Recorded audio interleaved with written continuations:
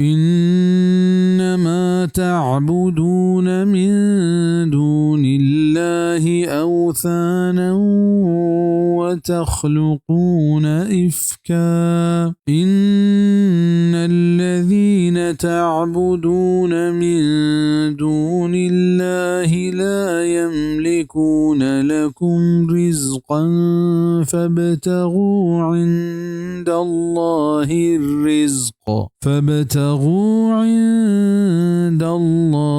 الرزق واعبدوه واشكروا له إليه ترجعون.